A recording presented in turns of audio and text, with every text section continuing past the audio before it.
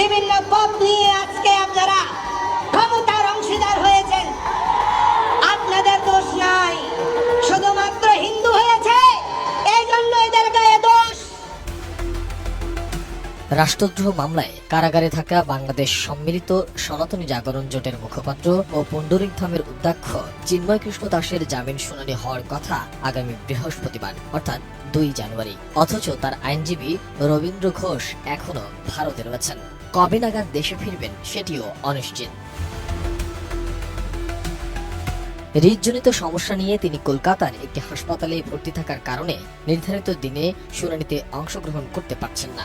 ভারতীয় সংবাদ মাধ্যম দ্য টেলিগ্রাফ জানিয়েছে 31 ডিসেম্বর হাসপাতালে ভর্তি হয়েছেন রবীন্দ্র ঘোষ। এর আগে দেশটির একাধিক সংবাদ মাধ্যমকে দেওয়া সাক্ষাৎকারে এই আইনজীবী বলেছিলেন চিন্ময়ের জন্য আইনি লড়াই করতে 2 জানুয়ারির আগেই দেশে ফিরবেন তিনি।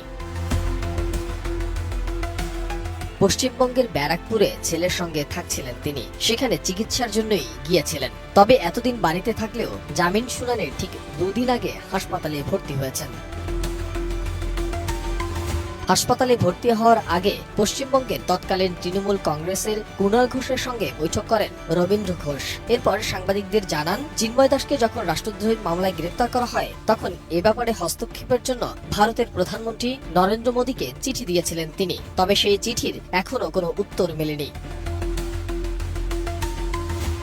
এদিকে ইসকন বা আন্তর্জাতিক কৃষ্ণ ভাবা সংঘের 202টি অ্যাকাউন্টের সন্ধান পেয়েছে বাংলাদেশ ফাইন্যান্সিয়াল ইন্টেলিজেন্স ইউনিট। এসব অ্যাকাউন্টে 236 কোটি 42 লাখ টাকা জমা হয়েছিল।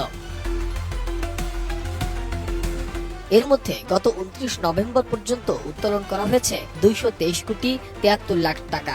ব্যাংক হিসাবগুলোতে জমা রয়েছে 12 কোটি 94 লক্ষ টাকা। পাশাপাশি ইসকনের বিতর্কিত নেতা চিন্ময় কৃষ্ণের অ্যাকাউন্টে 3 কোটি 92 লাখ টাকা জমা হয়েছিল, যার প্রায় পুরো অর্থই উত্তোলন করা হয়েছে। এসব অ্যাকাউন্টে কারা অর্থ জমা দিয়েছিল বা জমাকৃত অর্থের উৎসের সন্ধান কোথা থেকে এসেছে সে বিষয়ে তদন্ত করছে গোয়েন্দা সংশ্লিষ্টরা।